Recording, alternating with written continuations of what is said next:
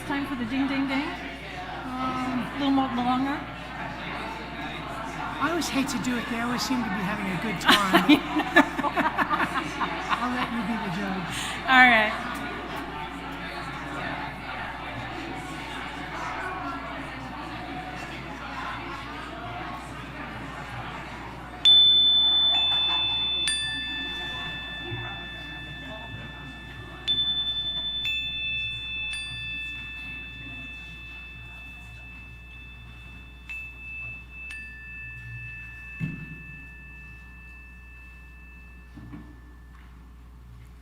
I just hate doing that when everyone's having so much fun.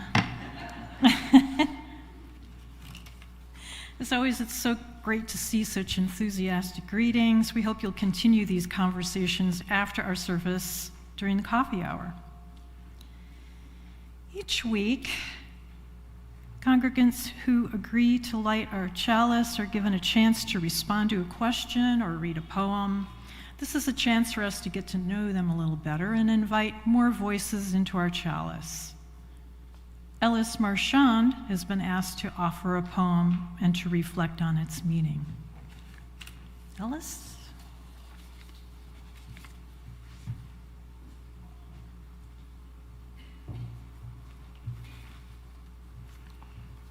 Good morning, everyone. All right, so The Ballad of Reading Jail was written by Oscar Wilde during his time as a prisoner. Wilde, a famous Irish playwright and socialite, was persecuted for the crime of homosexuality. Wilde was sentenced to years of forced labor among murderers and debtors.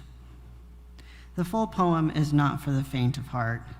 It reflects a despair reserved for those trapped in cages, both literal and metaphorical, created by our fellow humans. However, scattered throughout the dark stanzas are moments of wisdom and beauty. Gathered in the light, the themes of today's service, Juneteenth and Pride, are centered around the quest for and achievement of our freedom. Freedom to be as nature made us, free of our literal shackles, free of the punishment and servitude that we've endured as marginalized communities of many sorts. And what a time to celebrate when summer is upon us. What joy we feel when we look upon the sky and drink in the day, the sun warming our cheeks, the clouds dancing by. And for those who are still trapped in an institution of exploitation, or for those who are simply overwhelmed with despair, there is always this moment that little tint of blue that we humans call the sky is with us. He walked amongst the trial men in a suit of shabby gray. A cricket cap was on his head, and his step seemed light and gay. But I never saw a man who looked so wistfully at the day.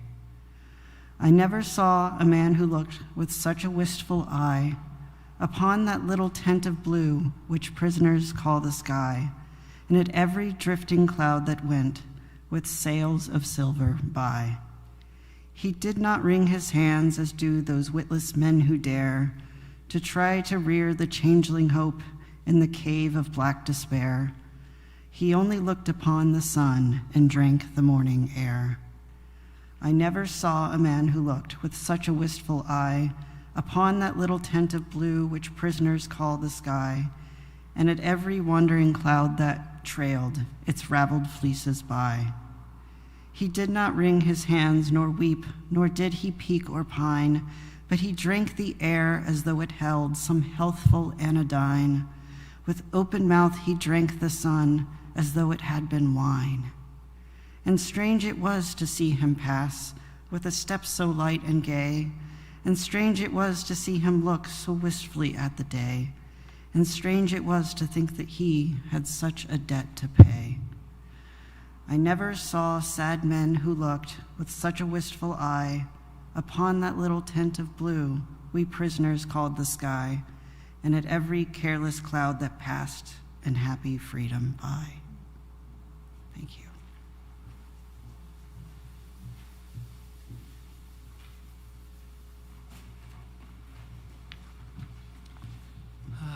Please rise in body or spirit.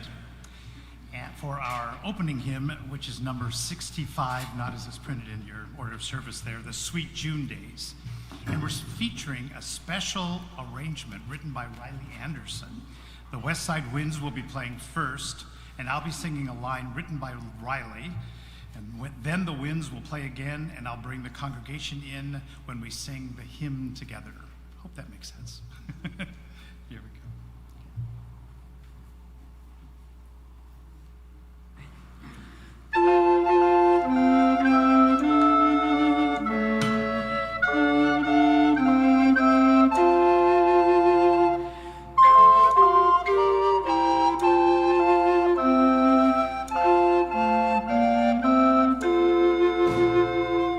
Springtime days are over, the sun has climbed the sky, the sweet June days are come once more, and solstice has arrived.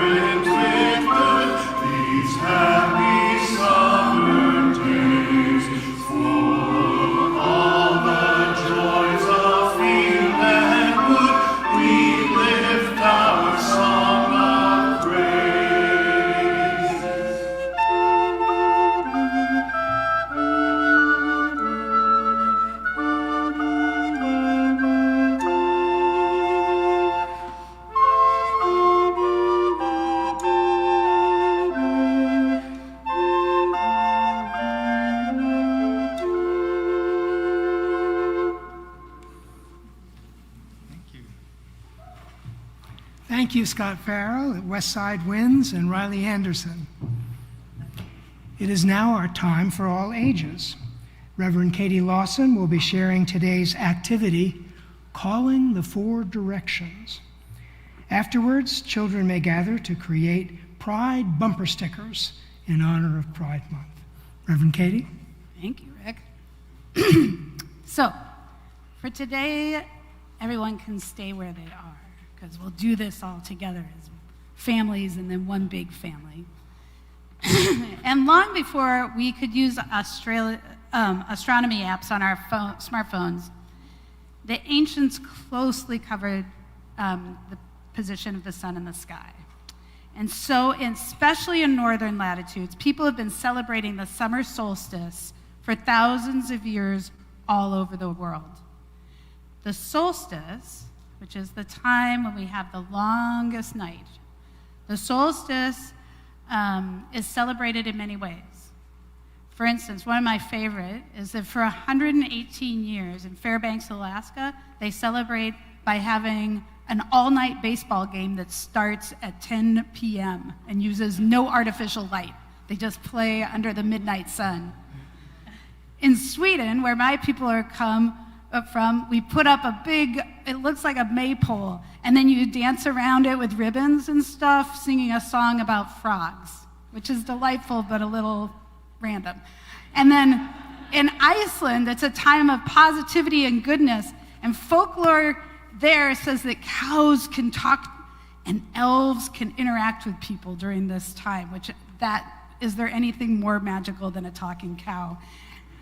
And some Icelanders roll around naked in the morning dew to promote good health. So if you're looking for a way to celebrate, you could do that tomorrow morning, and your neighbors will have fun too.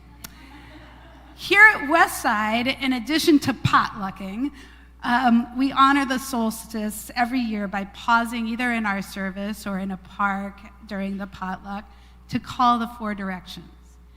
And in the pagan tradition, each direction is associated not only with an element of the natural world, but some part of our human nature as well.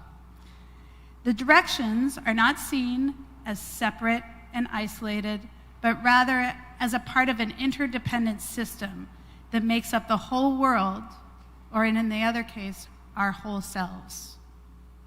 Now, I now invite you to stand if you're so moved or able, so that we can face each direction in turn.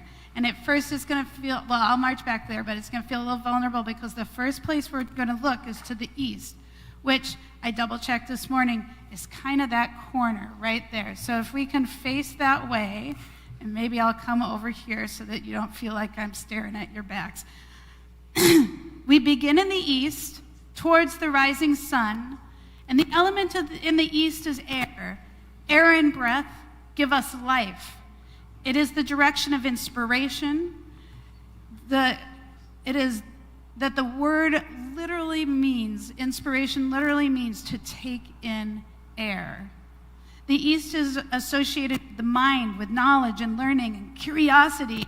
Turning toward the east, we look for a fresh start, invigorating breath, and a new idea. Is there a place in your life that feels stuck or beholden to a routine? If the wind has gone out of your sails somewhere, look eastward. Recall a time now in the presence of that stuckness. Recall a time when you have found inspiration, when your spirit rose up and said, yes, that. Now breathe.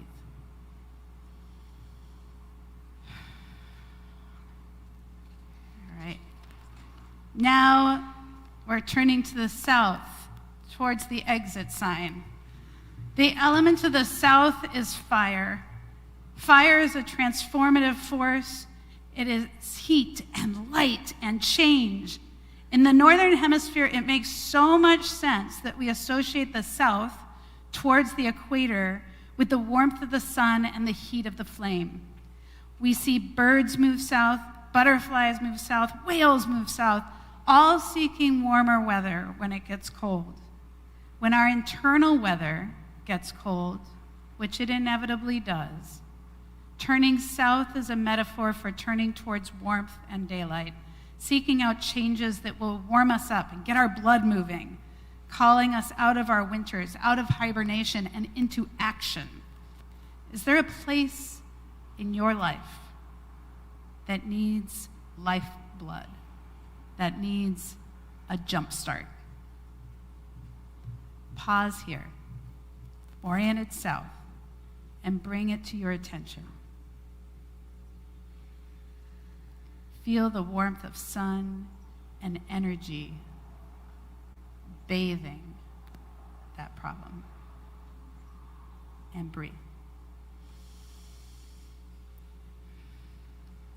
Continuing around the circle, we're going to arrive in the west. The element of the west is water.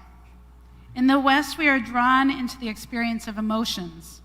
It is the direction that calls to us to reflect and understand ourselves. Our emotions move within us like water, flowing through our lives, sometimes calm, sometimes quite turbulent, but always, always flowing. When we dam up our feelings, just like when we dam up a river, the pressure builds until it finds an outlet. Sometimes, let's be honest, not so appropriate. Seeking to get in touch with our inner lives, with our emotions, we turn towards the West. And for now, in the West, let us just observe the emotions and the thoughts that stream through us in the 1 minute that we take to be quiet here and breathe.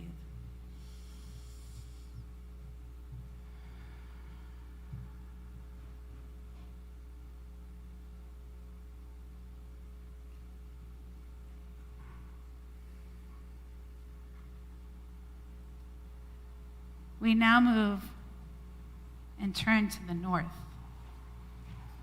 The element of the north is earth. There's stability here, the ground of our being.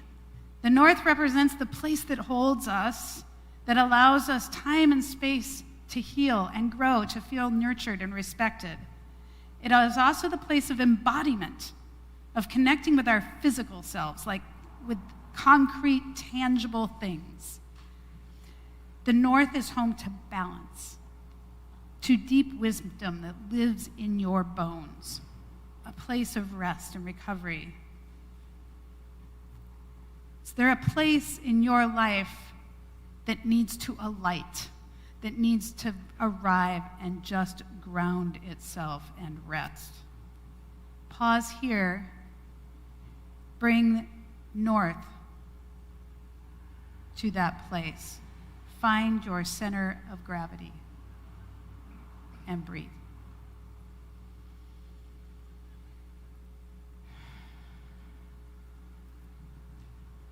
We can all face front now and be all traditional. Well, you don't have to. I don't feel like it's pride. It's about being yourself. We are never one thing. Looking at the natural world can remind us that our inner landscapes are always so much more expansive than we tend to believe. Let this calling of the directions remind us that we are free to wander that landscape, that wide open space that is within us, that is littered with wisdom, and seek out the strengths that lie within us. Thank you, Reverend Katie. As our children go to their classes, let's all sing As You Go. We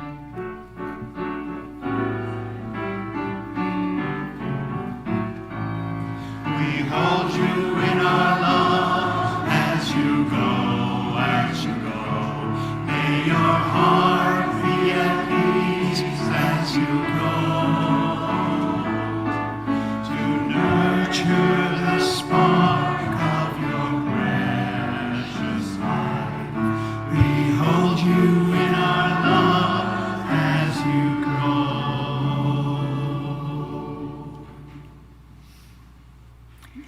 In a moment, we will engage in a collective act of generosity known as our offering, when we take time to actively support Westside UU congregation and its many ministries with our gifts by text, check, or cash.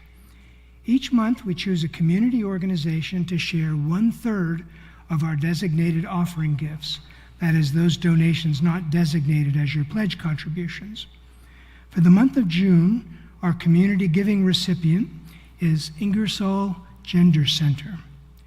Ingersoll Gender Center is an organization by and for transgender and gender nonconforming people, providing mutual support through peer-led support groups, advocating and navigating resources, community organizing, and education, all in the pursuit of our collective self-determination.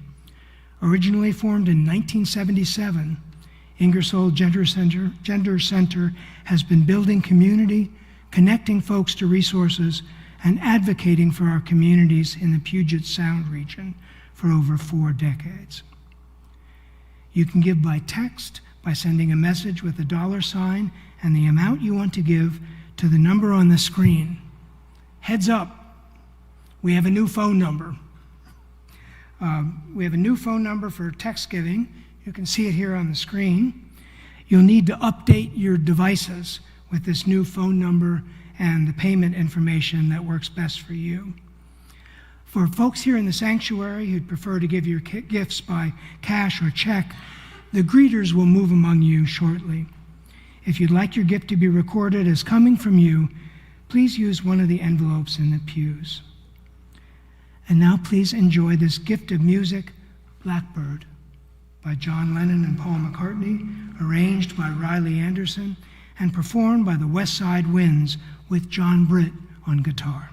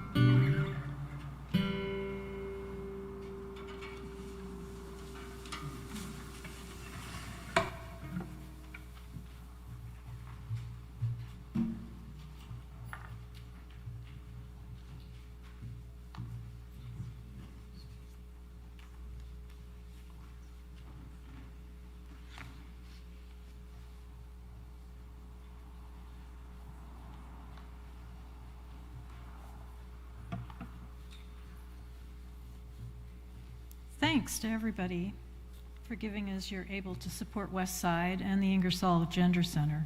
Your generosity of time, treasure, and presence are gifts that sustain us as a community. During each of our services, we like to take a moment to make collective space for holding the joys and sorrows of this community. As a reminder, if you'd like a joy or sorrow to be shared from the pulpit or with our minister, you can find a form to submit that in our newsletter. Since there are no personal joys or sorrows submitted this week, and with everything else that's going on, let's take a moment of silence to hold in our hearts all the joys and sorrows, both known and unknown, for our community. Let's lift each other up in love, as well as our neighbors and our wider human community.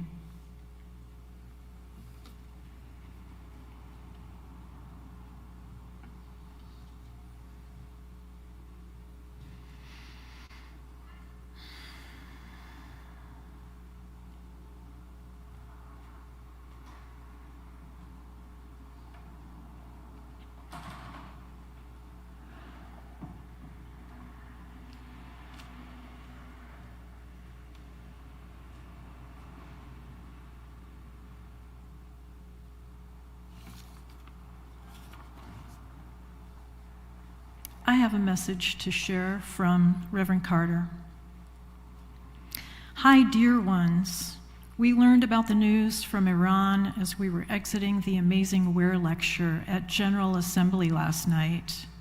Here we are, heartened by the beautiful faith we are becoming and in shock at the many impossible realities we are living in.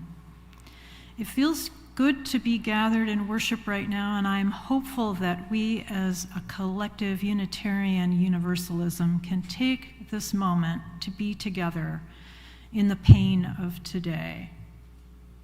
Holding you all in my hearts while I begin this worship today.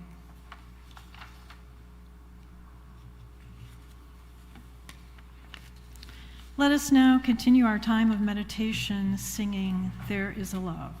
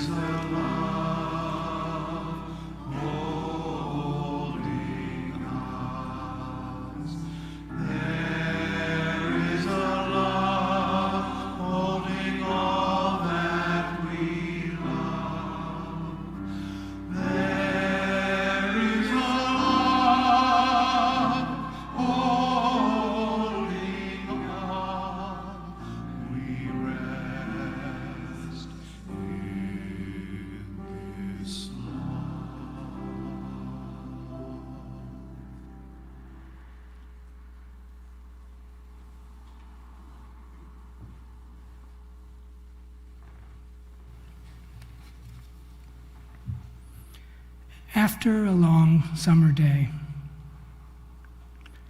let's begin this long summer morning as revelers at Stonehenge. At dawn on the solstice, the sun rises behind the ancient entrance to the circle, and the first rays illuminate the heart of Stonehenge and all of us worshipers. We birth summer together and emerge in the light. June is an auspicious month. The strawberry moon, the songwriter's moon in June, the beginning of the endless summer, the confluence of many streams seeking freedom, seeking release. It's a confluence of histories that never quite reconcile with each other. Love songs and tragic laments, liberation and frustration. Solstice, Juneteenth, pride, the birth of summer, the lengthening days, the long and uncertain path to freedom. June is vacation, celebration, resistance. By all accounts, it was mild that day, a light breeze off the Gulf of Mexico. June 19th, 1865, Union troops finally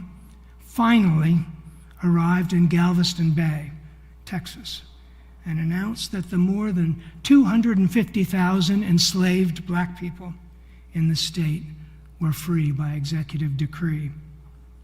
This was more than 2 months after Appomattox courthouse surrender. The soldiers distributed handbills announcing General Order Number 3 from Major General Gordon Granger.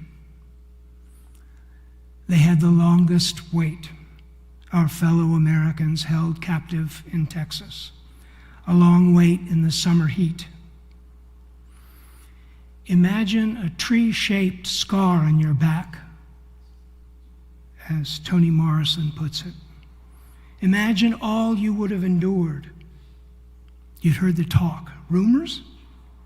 Would there be a moment when you thought, it must be true, but what will it mean? How will we emerge into the light? Will the dream of freedom be forever deferred? It lives in the poetry of the Harlem Renaissance, in jazz, in the unerasable history of Black American struggles and achievements. Whether we recognize it or not, the dream lives in every one of us who breathe this air. June 28, 1969 was Stonewall, the beginning of a 6-day uprising, the culmination of LGBTQ+ resistance and the struggle for human rights. It had been 96 degrees the day before in New York City. Think Spike Lee's film, Do the Right Thing. Mid-80s on the morning of June 28th. Monthly raids and police brutality were visited upon Stonewall Inn in Greenwich Village and its customers, people whose love lives were criminalized. Imagine the bruises on your body from fists and nightsticks. On this day, they fought back. On this day, they stepped into the spotlight. The world was astonished at the ferocity of their resistance. Did they fear retribution? Did they sense this was a prelude to a longer struggle ahead, a struggle for emergence? I'm reminded of Yeats's refrain from his poem Easter 1916 about the Easter Rebellion. A terrible beauty is born, freedom born in pain, freedom denied. We gather in the light of a long June day to remember the natural rhythms of the world around us, how time and human tears converge in this season of terrible beauty and uncertainty. As the poet Amanda Gorman wrote in her Juneteenth greeting to us, the new dawn blooms as we free it. There is always light enough, if only we're brave enough to see it. There are long summer days to come, full of sweetness and warmth, doubt and disappointment, frustration and hope. Let us share our summer days together. Let us emerge in the light.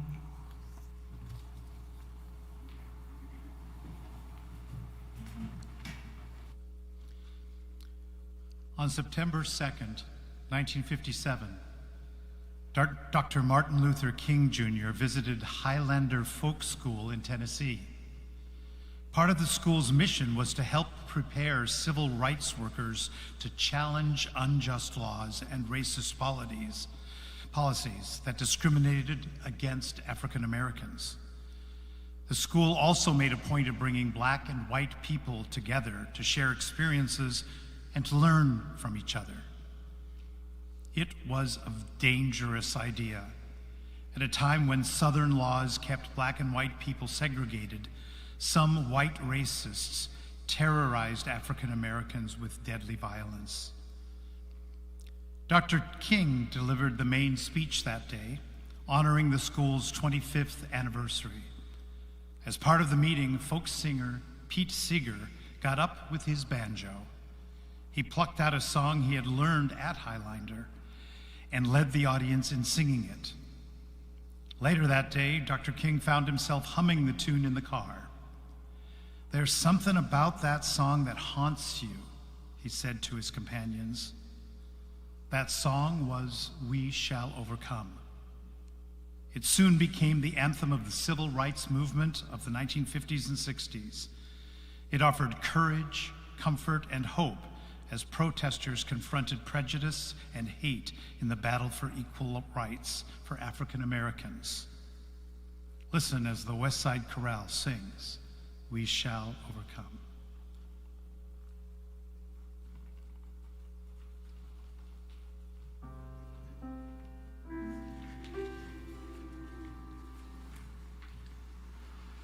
We shall overcome. We shall overcome.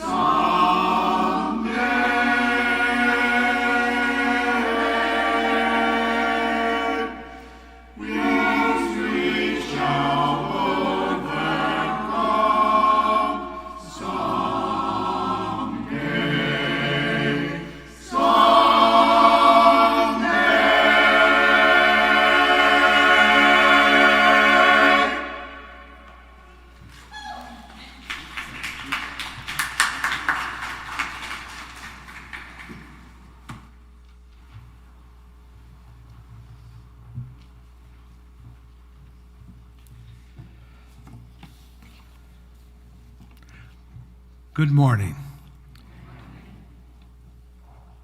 Juneteenth isn't a straightforward story of emancipation, nor did it necessarily improve the conditions of many African Americans the next day or even the next decade.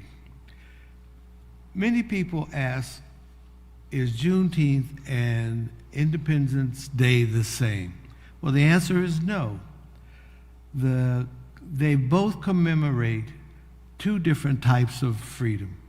The 4th of July celebrates the nation's Declaration of Independence from Great Britain, while June 19th marks the effective end of slavery in the United States by acknowledging when enslaved people in Texas were informed of the Emancipation Proclamation and their freedom. Juneteenth is sometimes called Americans' true Independence Day because if you really think about it, July 4th, 1776 only represents the day that only white male Americans became free. The concept of freedom was based on social class, race, and gender. Those who were free were associated with economic independence and property ownership, a privilege primarily enjoyed by property-owned white men. Juneteenth events commemorate the end of slavery, emancipation for the remaining enslaved individuals in the border states of Kentucky and Delaware.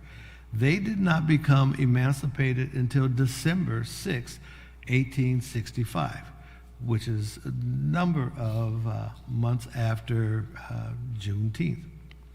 The Reconstruction amendments were significant as they came into being after the Civil War. They include the 13th Amendment, which ended slavery. It still exempted people who were enslaved as punishment for a crime. The 14th Amendment, which provided citizenship, due process, and equal protection. And the 15th Amendment, which provided the opportunity to vote and to hold public office.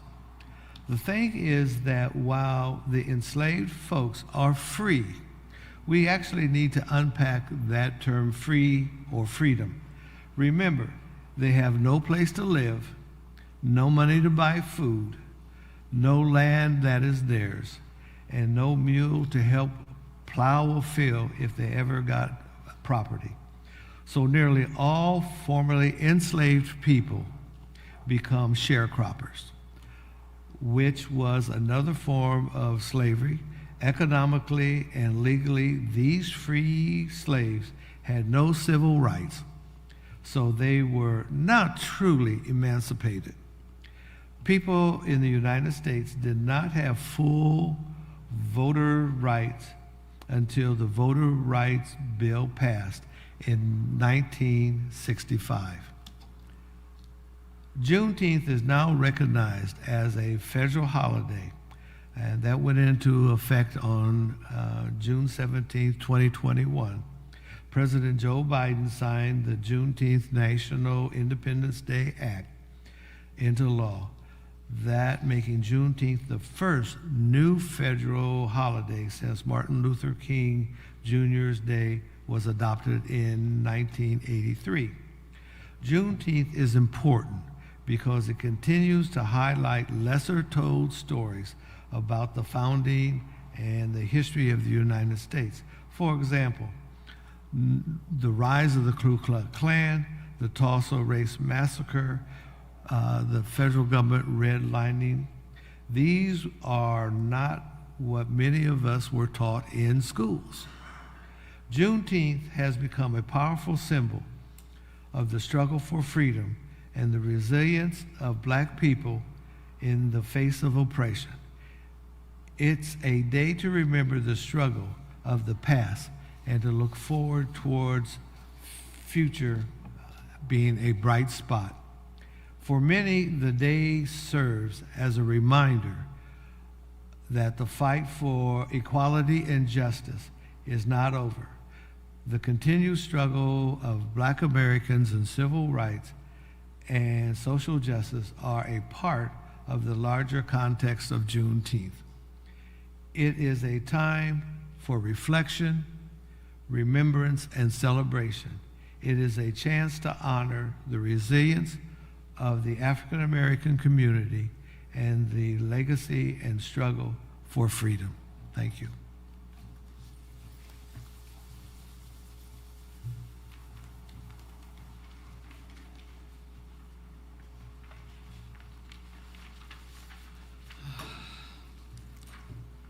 Thank you so much, Dennis. The image behind me, timing, yes, is of our new pride flag that Reverend Katie installed for us a few days ago. If you didn't notice it on your way in, I invite you to take a look on your way out today. Although the song we'll be singing next is identified with Cyndi Lauper, it was actually written by popular songwriters Billy Steinberg and Tom Kelly. Several artists submitted their own versions of the song, but the songwriters loved Cyndi's innovative styling and connection with the lyrics the most.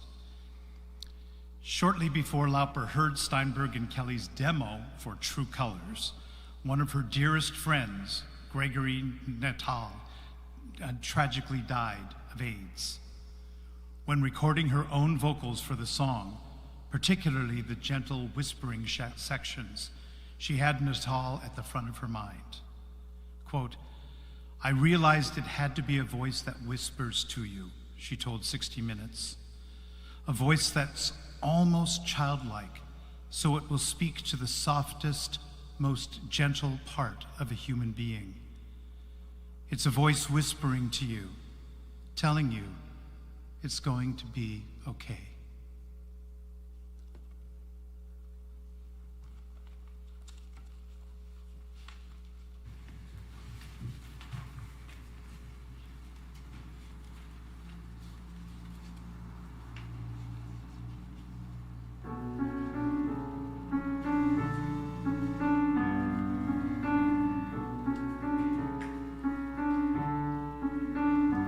You with the sad eyes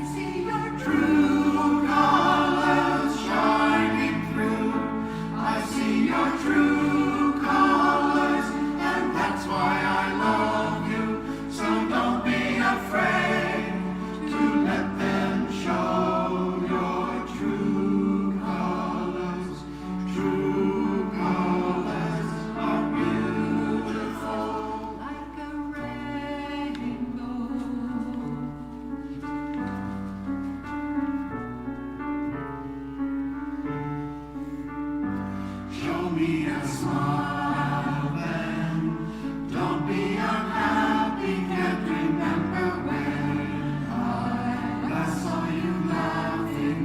If this world makes you crazy and you've taken all you can bear, you call me up because you know I'll be there. And I see your true colors shining through. I see your true colors, and that's why I love you. So don't be afraid to let them show your true colors. True colors are beautiful like a rainbow.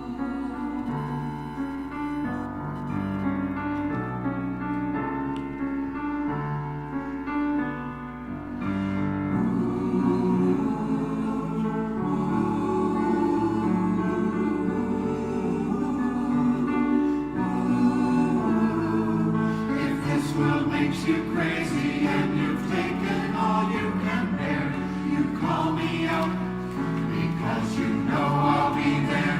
And I see your true colors shining through. I see your true colors, and that's why I love you.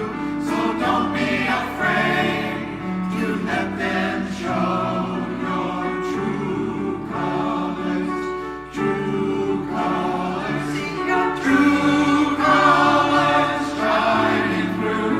I see your true colors, and that's why I love you. So don't be afraid to let them show your true colors. True colors are beautiful like a rainbow. Like a rainbow.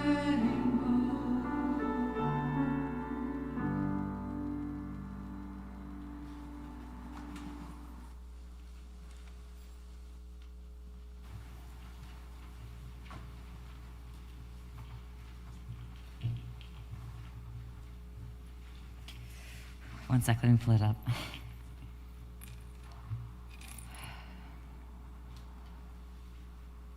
The meaning of pride for me lays in the ability to be myself. For me and so many people in this country and the world who grew up in places where being ourselves was not safe. I don't know other stories, but this is mine. As a lot of you know, I was born in Murfreesboro, Tennessee, where in 2023 they briefly made it illegal to be gay in public. I lived there until I was 11, then we moved up here to Washington. I wanted to talk about the parts of my life that were important enough that they stuck out in my brain among the memories that my brain is not ready for me to know. First, you need some backstory. My mother had an interesting upbringing. Her mother was Irish Roman Catholic, and her stepdad was a Southern Baptist. They had definite ideas about gender roles and how people should live. We didn't know words like transgender, and people who were different were mocked relentlessly. Any activism and protesting had to be done in secret. When I was being homeschooled, I discovered my favorite author named Tamara Pierce in her book series Alana the Lioness. And that introduced me to the idea that I didn't have to be feminine to be a girl, that I could like things considered boyish. Alana was an 11-year-old girl that didn't want to go to a school to learn how to be a proper lady. So she switched places with her twin brother, Tom. Alana would dress like her brother and cut her hair to go to the palace and learn to be a knight. And Tom would take her place at the temple to become a sorcerer instead. She went to the palace and hid that she was a girl the entire time she was there. It is my favorite fictional universe to this day. I found myself relating to Alana in the fact that I didn't want to do the same things that girls my age were enjoying, like dress up and makeup, and that it was okay to like the things boys did, like sword fighting, robotics, being outdoors, and horseback riding, which I was luckily enough able to do while I was doing homeschool. When I was 10, I got my first gender-affirming haircut, or as affirming as I did in the South. but I loved it so much. It was the first time I got a side shave and I had my hair to my chin. It made me so happy to not have my hair as long as it was. It felt so close to being right. My grandmother was furious and she screamed at my mom when she thought I wasn't listening. Mima had loved my blonde curls that went down to my shoulders, and a reverse bob was not her idea of cute. I ended up going back to public school for the last half of my 4th grade year. Imagine you were a new kid at a new school where people are so curious about homeschool, saying that you were lucky that your parent was your teacher and that they wished they could be at home all day. You knew it wasn't all fun and games like your classmates thought it was, but you didn't want to say that because it would make you different in a way that wasn't interesting or fun. I needed to leave school early, and it was an interesting time. I was deemed different in the ways kids thought not okay. I had a small group of friends, but other than that, I was bullied a lot. When I was in 4th grade, I enjoyed playing in recess as a boy trapped in a girl's body, and I would get so upset when my friends wouldn't call me he or a boy. I felt so sad and confused by this and had no language to describe why I felt like this. Being a girl, being called a girl hurt and made me feel so sad. I was called weird for saying that.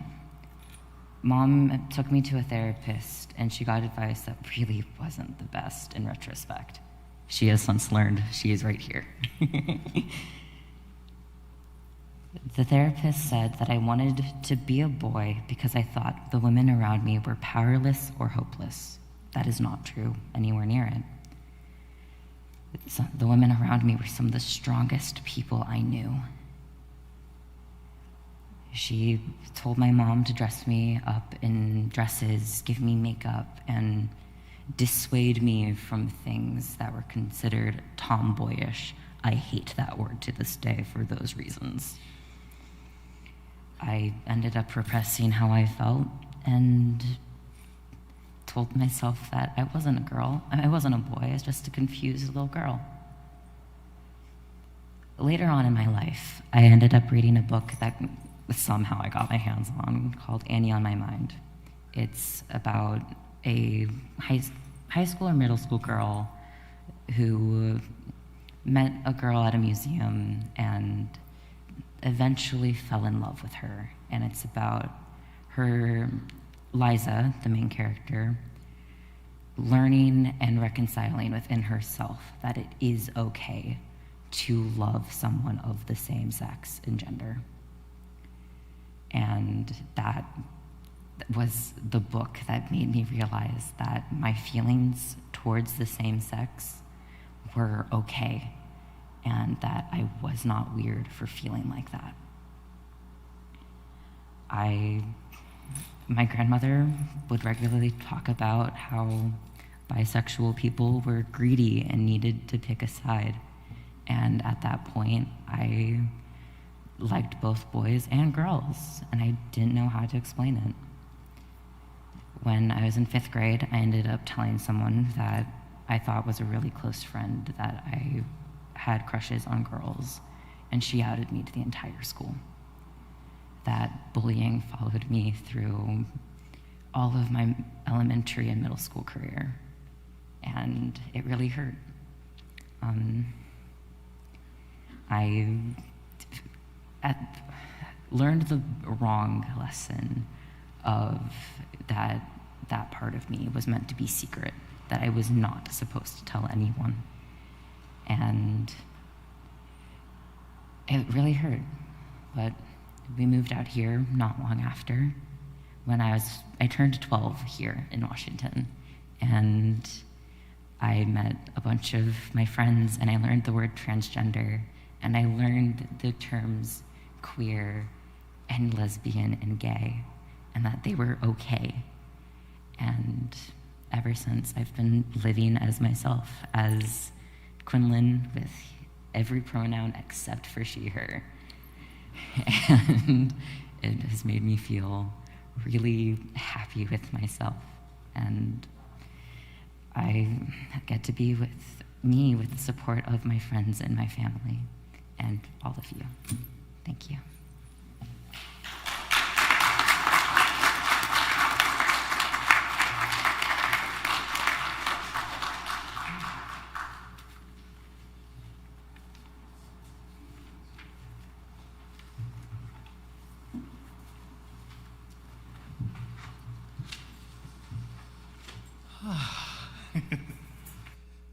That moved me. Okay. Here we go.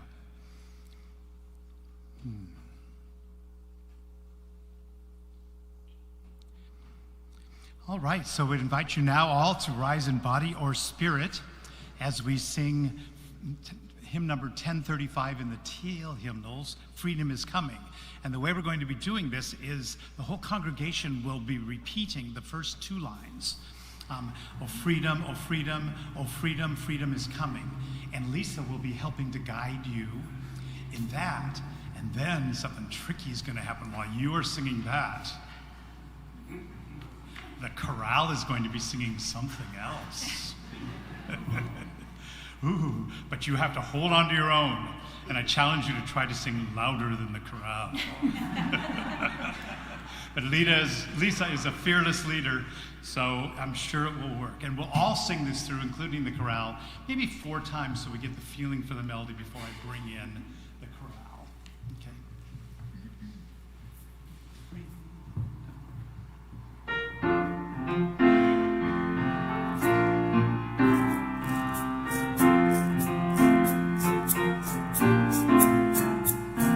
Oh freedom, oh freedom, oh freedom, freedom is coming. Oh freedom, oh freedom, oh freedom, freedom is coming. Oh freedom, oh freedom, oh freedom, freedom is coming. Oh freedom, oh freedom, oh freedom, freedom is coming. Oh freedom, oh freedom, freedom, freedom is coming. Oh yes, freedom, freedom,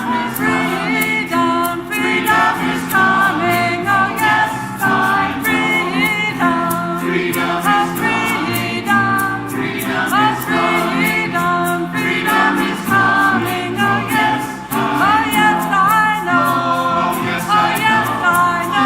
Oh yes, I know. Freedom is coming. Oh yes, I know. Oh yes, I know. Oh yes, I know. Freedom is coming. Oh yes, freedom. Freedom is freedom. Freedom is freedom. Freedom is coming. Oh yes, freedom.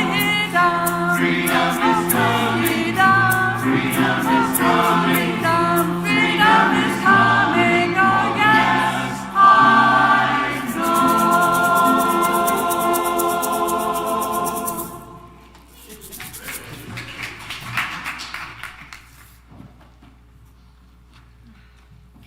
Thank you, Scott Farrell, and the Westside Chorale, our Westside Winds, John Hanson, John Britt, Riley Anderson.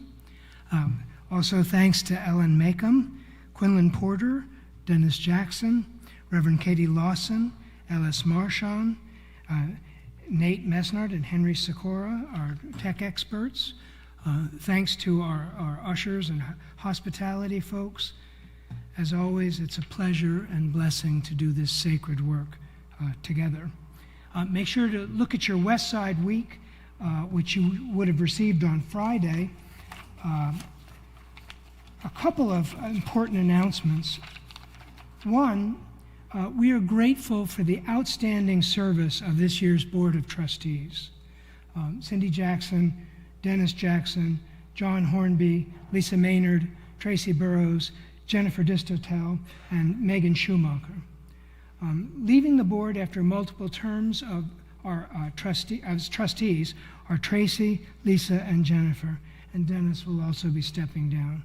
We thank them for their thoughtful and dedicated leadership.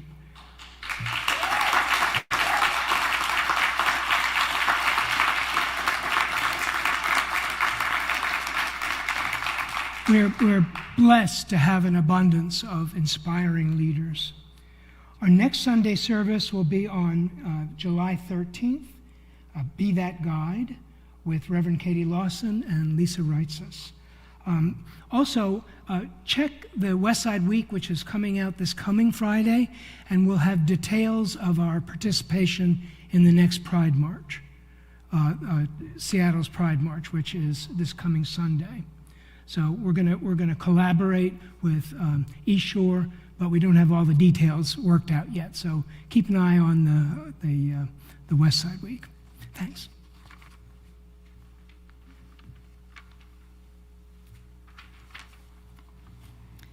Please rise in body or spirit for our closing words from David Breeden. The solstices teach us that darkness comes, that darkness goes. The solstices teach us that light comes, that light goes. The solstices teach us calmly, silently, to be calm, silent, learning. The solstices teach us, as we circle the sun, that everything flies. The solstices teach us to remember the dark, to remember the light, to remember time, the seasons, and love as we circle the sun. And now, as Ellis Marchand releases our flame,